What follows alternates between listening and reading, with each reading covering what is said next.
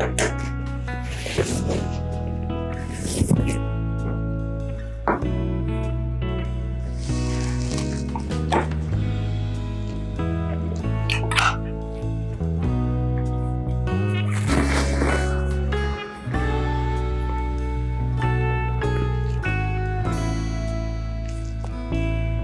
the heck are you? I am...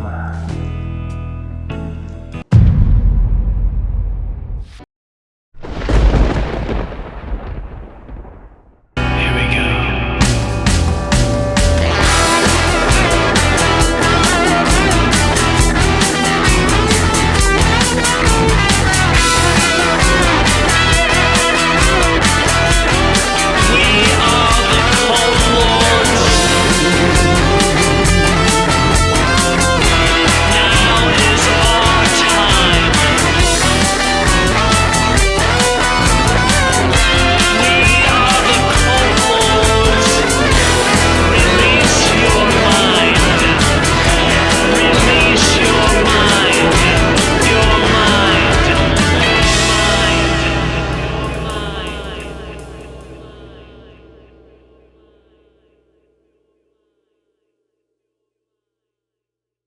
Hello, everybody.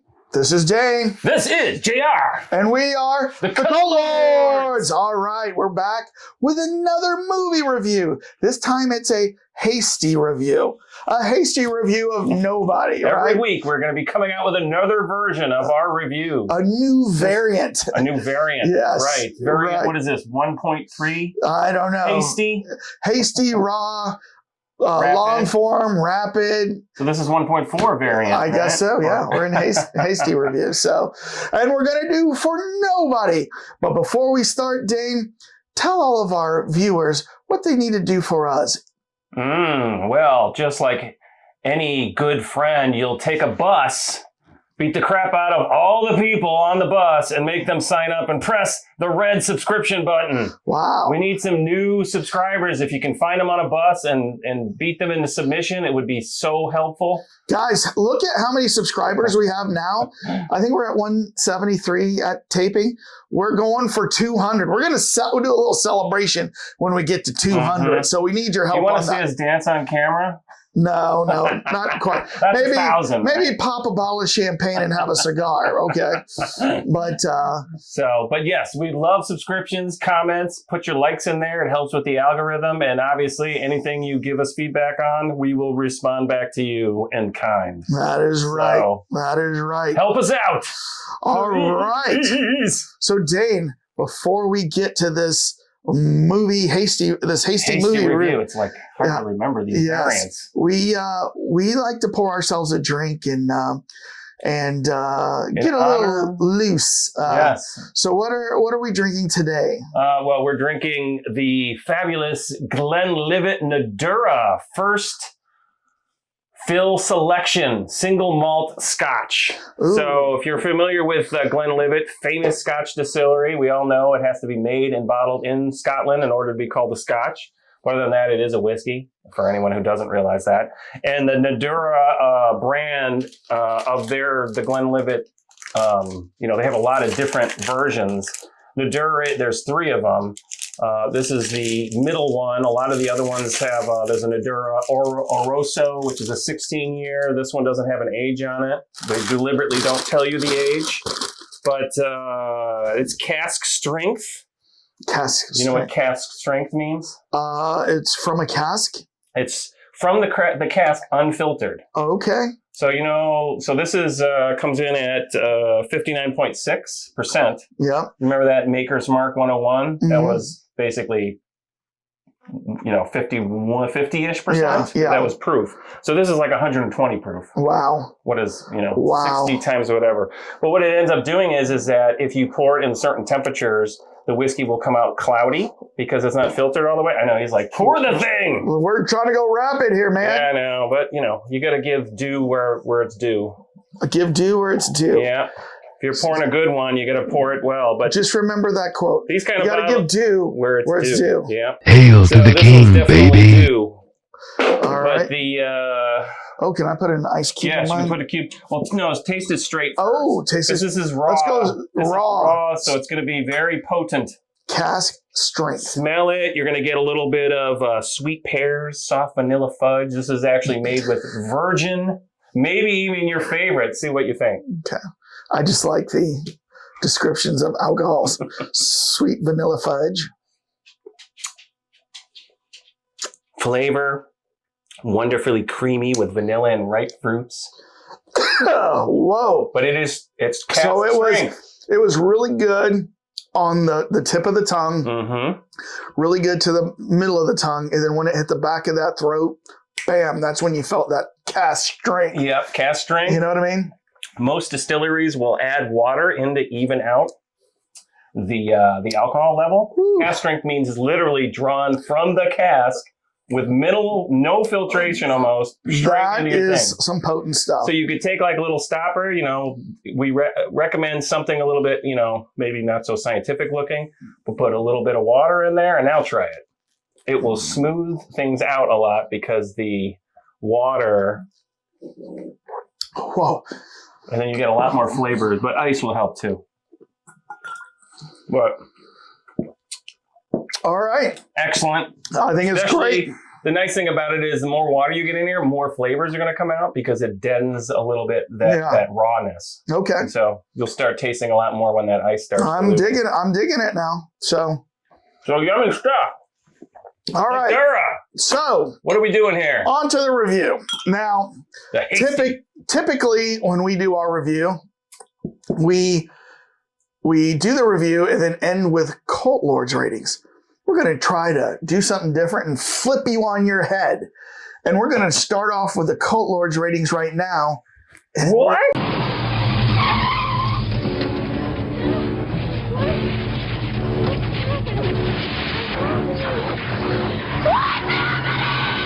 And then work our way back of why we got to that. It's like Memento. I was right? going to say, we're working in opposite Yes. direction here. All right. So Cult Lords ratings. Cult Lords ratings! All right, Are we let's lined get up it ready. correctly? Yep. All right. On the count of three, what did we rate this movie? One. This is our completely hastened review rating. Wait, before we do this, do you want Oh. to do What? Rotten Tomatoes?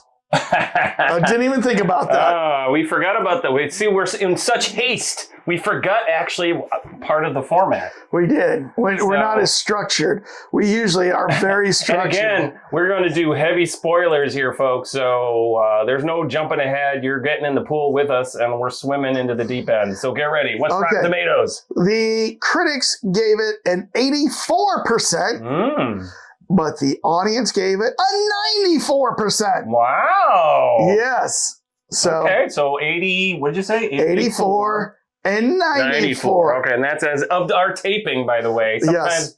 you guys might have noticed that our Rotten Tomatoes is not matching up with our lips. Yeah, but that's when we do something right out of the theater. Right. But- all right, so let's go to our Cult Lords ratings. On the count of three. 1, 2, 3. Whoa, magic bus. Whoa, magic bus. Yes. All right, well. This has been audited. That's right. I So- forgot about that. But this is interesting because we're not usually, it's one of the rare times where we're completely we're opposites. And I thought you would like this movie better, to be honest with you. Well, But first it's of all, interesting. I'm a audience and 7.6.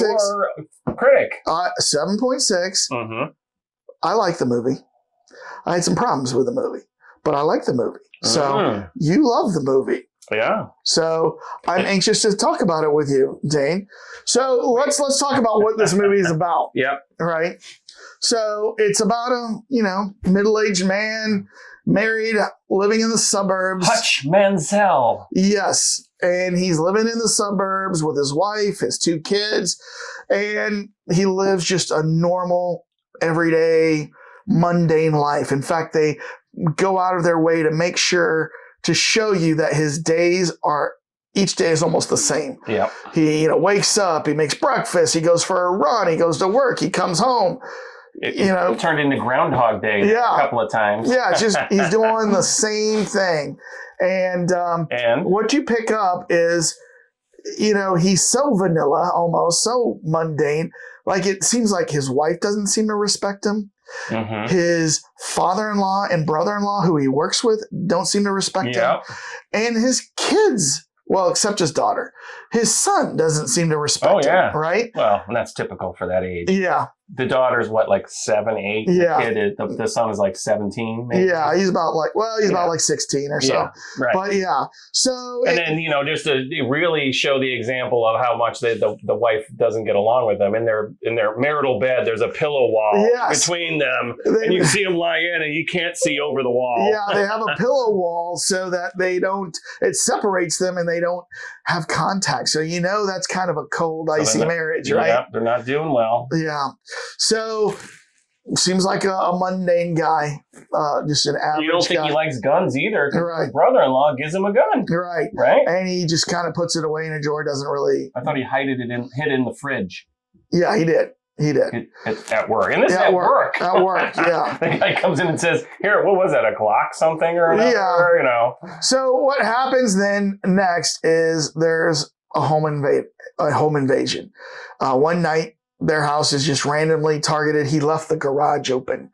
The pizza box blocked the garage. And they come in and they hold up, him and his son at gunpoint. Mm-hmm. And they rob the house. They take personal items like his watch, and which he gives them. Right, he basically just gives everything away. And and his son's like, his son wants to fight him. And there was even a moment where, like, I think the son took a gun. No, the son tackled one of them, and he's like, "Dad, get the other one," or something like that. And he just had a golf club, and he was ready to do it, and then he froze. Like, he just froze. Total. You think that's it? He's frozen. So the kid really, really disrespects him even more, right? So, they make away with the money, but something about this triggers him. When he sees the way his son's looking at him, the way his wife's looking at him. And then he realizes what really triggered him was his girl is missing a toy or something. Her bracelet. And he's like, that's what triggers him. Mm-hmm. And so suddenly this mundane man goes into action. And it was a kitty cat bracelet, by the way. He tracks down these home invaders. Via some very, all of a sudden, and that's the great thing about this movie is that things are getting revealed very slowly about his background. He all of a sudden you find out through other means that he obviously has some kind of background where he's got somebody he can call and say, I've got this tattoo that I saw on one of the home invaders. And so that's how he tracks him down, is through the tattoo. Yeah. But what you learn is he has a special relationship with an old friend, via ham radio or something. And then he also has a relationship with his father, who's in a nursing home. Who you think is out of it. And you think is out of it. Right. But the friend on the ham radio, you start realizing he has a past. Mm-hmm. He has a past, and you're not 100% sure of what it is at first, but it sounds military-like, or maybe they work for some spy agency, CIA, FBI. Turns out it's the CIA. Which we learn later on. Oh, yeah, that's right. He's part of the auditing team of the CIA. His nickname with the CIA was the Auditor. And if you were audited, that meant that this character, Bob Odenkirk, Hutch Mansell, would come in and clean everything up. And when we mean clean everything up, it means usually kill everybody and take the bodies away, take all the evidence away. And he's basically like Vincent Vega and Harvey Keitel, the cleaner, in one guy, right? Yeah. He's all three of them. And Samuel L. Jackson, what was his character? Jules. Jules. Yeah. So it's Jules, Travolta's character, and the cleaner all in one. Well, so what I thought about was, have you ever seen the movie The Accountant with Ben Affleck? Yes, I have seen that. So how would you like to have a team of Ben Affleck and Bob Odenkirk as your accountant and auditor? Have both of these guys come in, right? Fun team of killers. A fun team of killers. So, but yeah, so, he uses the evidence. He tracks down the people who broke into his house, and he finds out it all leads to a Russian mafia part, right? No, that's not what happened. Is remember? Then he gets the bracelet back. No, he doesn't get the bracelet. Oh no, that's right. He gets his watch back. He gets his watch and back. then he decides to take the bus back. That's how this the Russian mafia comes into it. Right. So he's taking the bus back because it's like 2 a.m. Right, and he was there to kind of mess these people up. These home invaders. A woman and a guy, and he realizes but they had a little baby. Right. And so... And the baby, I think, is sick, too. Right, and so he doesn't get his aggression out on them. So that's what happens. He gets on the bus. Yes, and then he sees these drunk people wreck a car. Just get out of the car, get on the bus. It's a gang of like 5 guys. And he automatically determines that they're bad guys. Well, they start roughing up the other people on the bus. Not really. They're giving him a hard time. They're giving him a hard time. They're yelling at him and stuff, but they're not doing anything physical to him. This is where I start kind of having a hard problem with this. I could have sworn he did something to them. And so he just targets these people for no reason, and he decides he's going to take them out. There was a reason. I mean, he wasn't just like, I don't like the way these guys look. I mean, there was a reason. No. I mean, it was pretty much the way he looked. There was a woman on there that they were pushing around too, remember? There was like 2 people on the bus. Remember, he let them off and he closed the door and he's like, they were get ready for your butt kicking. What's it like? It's stupid. It's stupid, right? Guys. What are you still doing here, old man?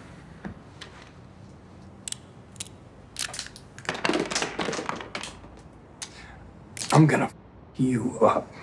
They were mouthing him, but that was it. That was the problem I had. They weren't pushing him around. They weren't robbing them. As you pointed out, he was basically had not gotten his aggression out on the people he really wanted to beat up, and then he realized that he had a baby. So yes, he was triggered. He was triggered. He had the trigger going. In essence, he decides he's gonna beat up everybody on this bus, all these guys. Magic bus scene. So he goes through the process of one by one, just taking these guys out, even when they're on him.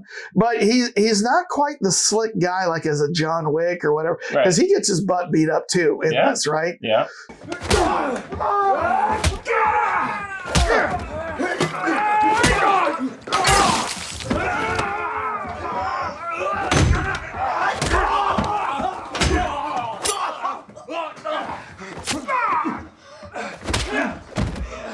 So he goes home from this and, he's all bashed and bloody and everything like that.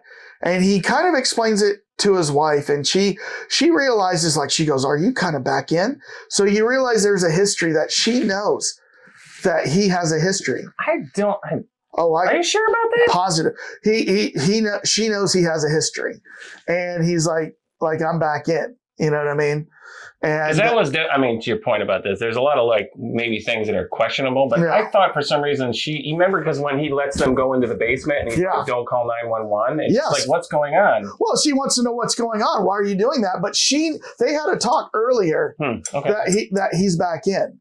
And so, and what he had to do. Uh-huh. And if you remember, when they were mad and passionate in love, he was in the middle of doing all this killing.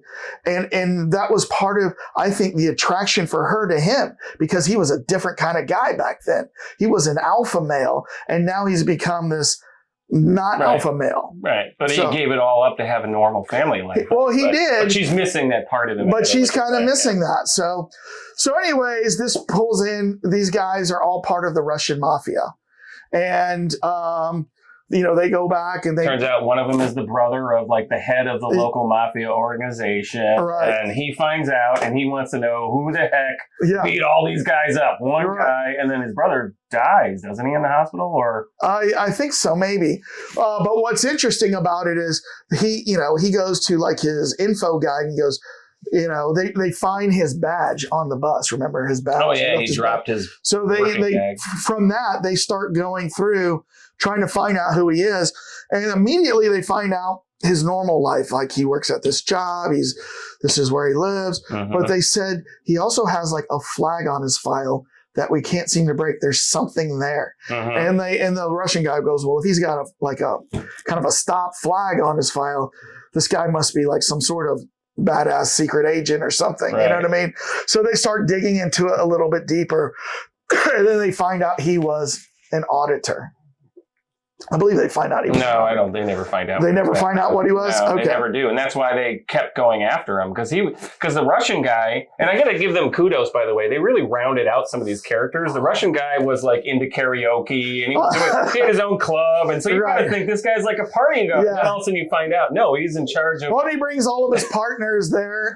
He's the guy watching all the 401ks for the Russian mafia. Yeah, and then they're like, we're not so sure you're the right guy if you're singing 401k. So he looks at the biggest, baddest guy. He goes up to him, kills him on the spot in front of him, like snaps his neck, and then everybody's just like, oh, okay, I guess you're the right guy for us. I have a CD I'd like to drop off here. Yeah. Do you do checking? Yes, that was funny. We'd love all our bankers to be so cutthroat. But that's a great thing about those. It wasn't just like a one-dimensional type person. But he finds out that his brother and those guys got the crap beat out of him. I don't think he kills his brother. He kills like one of the other guys that he thought kind of dropped. And then they go and they look for him. Right. And they track him down to his house. Right. And then that's when he locks his kids and everybody in the basement, which he's made into a safe room. Right. Like in the house. His family suddenly realizes there's a panic room in the house. It's a game, Hutch. I like games. Hutch, what is happening?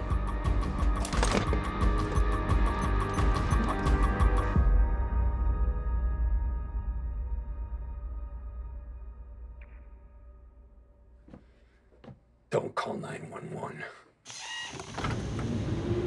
Yeah, they never get him. He drops the outlet. Yeah. He drops the switch panel, and it's like, doo-doo-doo-doo-doo, and the metal doors close, and he's like, "Don't call 911." So meanwhile, these guys show up at his house, and he goes full John Wick on them, takes them all out, kills them all. What was funny was when it was over, he opens up. You think that, John? He opens up the safe room, and he tells his wife, "All right, take the kids, get in the car." Go somewhere, I can't remember, like go to your sister's where it's safe. And meanwhile, they're putting their hands over the girl's eyes so she doesn't see all the bodies. All the bodies. But meanwhile, the teenage boy is like, I know. That was my dad did this. I know. You know what I mean? Suddenly, the teenage boy has a new respect for his dad. Yeah. Yeah. So they get him out there. So what Bob Odenkirk knows, or Hutch, he knows that the Russian mafia is now going to come after him. So he goes to his place of business where his father-in-law and brother-in-law, who have never respected him, he says, I want to buy this company. And they're like, no, you can't do that. I'm waiting for a bigger seller. Yeah. So Bob Odenkirk, just like John Wick, had gold hidden in his house.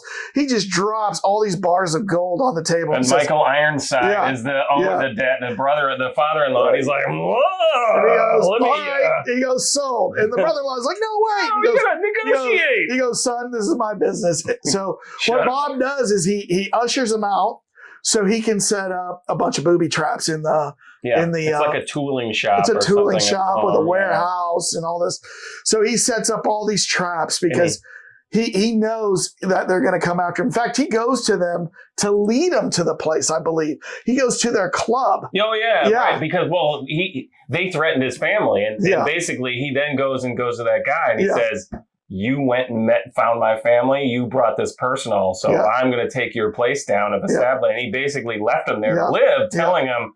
And then there was that key scene where he leaves and he gets in his car. And the Russian guy's like, is he coming out or not? Well, but before that happens, he goes into the basement and lights all the 401k papers and money and stuff for the Russian. For the Russians. I forgot about that. Lights it on fire. Entire place. Yeah, so he burns because they made it personal at this point. So then he's in his car sitting, waiting for him. To see if he's going to come out or not. They do, and they chase him back to his place. But he's set up shop, and his dad and his old partner are there to help him out. Ja? How do you pronounce that guy?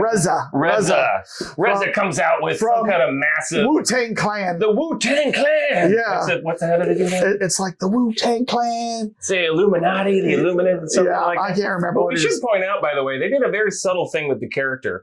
You originally thought he was this home guy, home buddy, family man, and as they kept revealing more and more things, you suddenly realize, that background's going on with him being a safe, but he misses utter violence. He misses the violence. Like you almost think he has a suicidal tendency going on here because He wants them to come after him. He wants a reason to just unload on these guys. So when these guys come back to the shop, they're walking into booby traps, they're getting bombed or whatever. But once all that is all the traps are kind of done, then it comes to like hand-to-hand combat. The old man's got the giant shotgun. Yeah. And we should point out who the old man is, by the way. Yeah. It's Doc from Back to the Future. Yes, Back to the Future. What's the guy's name? Also from Taxi. Yes. I forgot what the guy's name is. It's Christopher Plummer. It's Chris Plummer or something. Not Christopher Plummer? No. David, Christopher Lloyd. Christopher Lloyd. Christopher Plummer. The hills are alive with the sound of music. We'll see if they claim it on that. Yes. Sorry if there's a weird cut that just occurred. No. So Christopher Lloyd is his dad with a shotgun. Yeah. Should make a movie about that. So they end up at the end. They do take out the Russian mafia and the boss, and it's kind of when it's over. They realize. And what we didn't mention is how this movie begins and ends. This movie begins with it like the cops questioning Bob Odenkirk. Who the f*** are you? Me? Who's all busted up and bloody. Right. And they're asking him. He has a kitty cat and everything. And they're asking him to tell the story, right? So it's one of those. Who are you? They right. keep saying. It's one of those foreshadowings things. Yeah, right? it's like, one of those. How do they get to this? Film tropes that writers love to do, where I got to start the movie with some mysterious bang, right? And so they put the end of the movie at the beginning. So then the whole time you're wondering, well, what's that meaning in the rest of this movie? I don't like that trope very often. I don't like that either. In this case, I think it hurt the movie. Yeah. So the movie ends with him back in front of the cops, and they're trying to figure out who he is. And, he answers their questions, but it comes back that... they say to him, well, so who are you? Right. What does he say? What does he say? Does he say, I'm like the auditor? Or no, what? I'm nobody. I'm nobody. And that's how the movie ends. And that's how the movie ends. so And that's our ending timer, by the way. We promise we're going to keep this short. We're trying. So, Dane, you really like. Obviously, I love this movie. I thought there was I would have given it a higher score, but I thought there were some flaws in the movie. I mean, we talked about the whole thing of starting the movie at the beginning, at the end kind of thing, and I think they revealed too much by doing that. I thought that was unfortunate, but I just thought it did such a great job, because a lot of the times through the movie as it was going on, you're kind of always you're discovering things along as they're revealing, well, wait a minute, what? How did he know this? How did he do that? Oh, his wife doesn't like him. You kind of get a little bit of the falling down ethos, if you remember that movie with Kirk Douglas, where he's just a middle-aged white guy. Yeah. Definitely more this side. And, just mad at everything and willing to finally unload when he has to do it, when he's on that bus. The magic bus scene, by the way, that he trained for 2 years to get into shape for this movie because he wanted to make it look real. Right. So he did all his own battle scenes, and they used the same guy. I forget his name. Something with the last name's Lech. He's the same guy that did John Wick's fight scenes, and also the co-director of that first one. So I like this movie. Go ahead. I was entertained the whole way through. The only I had minor issues with it on certain believability, right? And I just thought when you go back and you watch, I'll put that up there just so people know what we're referencing. When you watch him on the bus scene, those guys are obviously a rowdy bunch. You can see they're very drunk. You can see they're drunk. Yeah. You can see they crashed a car and just walked in. Like a Lambo. They're giving everybody a hard time, but it's all verbal. It was not. I mean, I've watched this again. There was nothing physical that they did. And he just arbitrarily decided, I'm going to kick all of their asses. And I just thought that was a little overboard for what they were doing. Now, it turns out... I think they needed it, but go ahead. I don't really. I didn't think that there was anything... Nobody was in dire straits or anything like that. He just missed the game and he wanted to kick some butt. And he saw these guys. And so I just had a problem with that. I had a problem with, him like showing up at the club, and I just think he would have been much more strategic in some of these things, because obviously when he's fighting, he's not a John Wick style fighter. He's literally getting hurt really bad in this, right? Yep. And so he's putting his life on the line when he does this. I think he had a suicidal tendency thing because he welcomed it. He was like, I want to basically beat the crap out of them and get beaten up. I know. He's missing that. I just don't think that he wanted to. I don't think he wanted to die. He was getting off on it, that's for sure. I mean, that was almost like the weird. I don't know. Gambler. I just had some minor issues, but I was still very entertained by this. My brother was the one who called me, goes, have you guys reviewed Nobody yet? And I was like, no. And he's like, you got to watch it. Oh, this is your brother? Not my youngest one. Oh, so my middle brother. You don't have a picture of your middle brother. No. Sorry, middle brother. Yeah. He was watching it. Comment more, and you might get your picture up in perpetuity. That's right. That's right. Or maybe. So that's where I came with my 7.6, and that's still a very favorable rating. Still a good movie. Still would recommend people to watch it. I just don't think 10 years from now I'm going to be saying, remember Nobody? I don't know. I think this is going to go into the... It's not going to be like a Mandy cult classic. Right. The reason I actually went higher than Mandy is because I thought this is not as accessible. Right. Or this one is more accessible to people. Like Mandy, you're not going to have your parents watch it. No, not Mandy. Yeah, right. Yeah, but they watched this. Yeah, but they watched this, and I bet you they probably enjoyed it, right? Yeah, because they were wondering. There was a little. My dad probably did. My dad. If I ever take a movie over there, he's like, "What kind of action does it have? Does it have action?" I brought over like the autobiography thing of Hitchcock. Yeah. And he's like, "Oh, that's not going to have any action in it." I was like, "It's still going to be a good movie."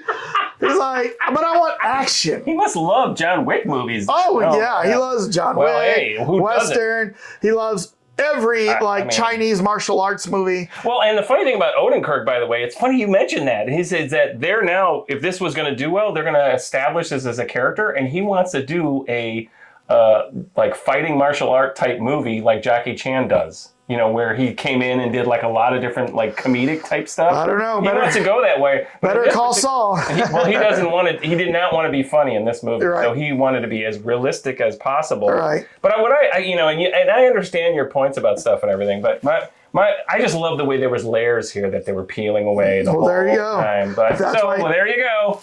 That's why you're going Two different scores. Really highly recommend it. Yeah. Well, I hope you enjoyed Hasty. I don't know how long this is going to turn out, but we try to keep it hasty, and we'll do that in the future. Hasty and tasty, and on that note.